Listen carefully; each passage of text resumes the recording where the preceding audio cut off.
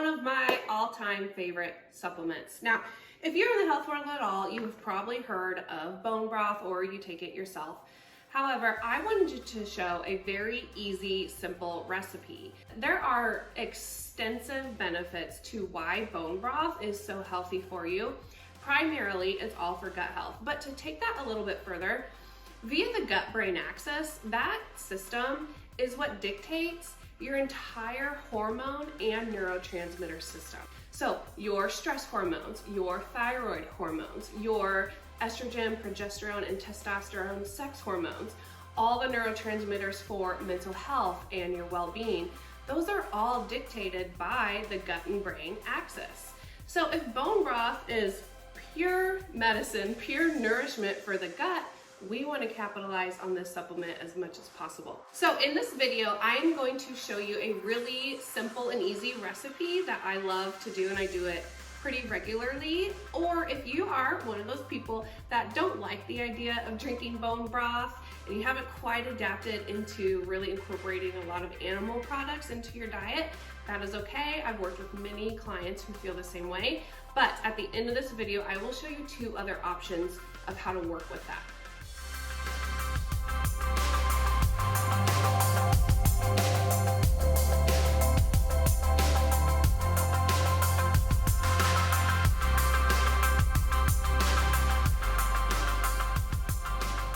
Alright, so for the recipe, all you're going to need is a well-loved, trusty crock pot.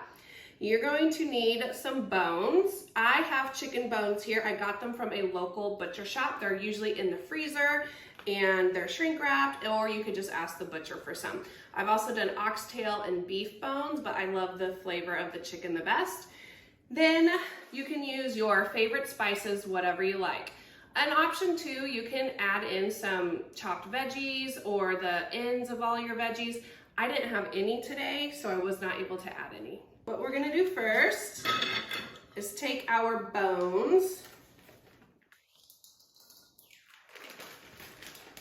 We're gonna add those to the crock pot, straight on in there. All right, so next is we are going to season it up, and I like to add a liberal amount of seasoning. Sometimes all I've done is salt, pepper, and garlic.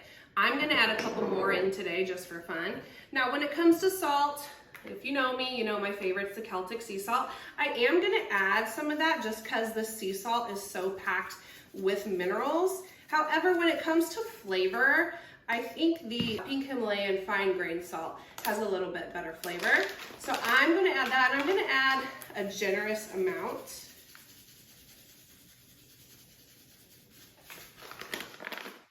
Then I'm going to add some black pepper just to give it a little bit of spice. All right, some seasonings I'm gonna play around with today. I've got garlic powder, onion powder. So here's garlic powder and some onion powder. I love the flavor of garlic and onion together. And I got this at Aldi's, it's the umami seasoning. I've been putting it on everything. So I'm gonna add a lot of that here. I've never put umami into my bone broth, so we will see what happens. All right, that's the base recipe. Again, you can also add chopped veggies if you want. And there's a bonus ingredient if you have it on hand. You can add a splash of apple cider vinegar, and the vinegar in this, just a splash of it, is going to help break down those bones and release some of those amino acids in the bone broth. All right, next what we're going to do is fill the crock pot with water. Add it to my crock pot. Now it is recommended to put your crock pot on a low setting for the most nutrition absorption from the bones, to do that low and slow cook. Also a minimum of 16 hours, all the way up to 24. So the highest my crock pot goes to is 20, so I just set it to that and I call it good. It's about noon right now, so tomorrow around 8 a.m. I will strain it. Okay, so now our bone broth has been cooking on low for 20 hours. What we are going to do first is I like to just get the bigger bones and pieces out of the crock pot. And you can either just discard of this, you can bake a second batch with these bones that have already been used.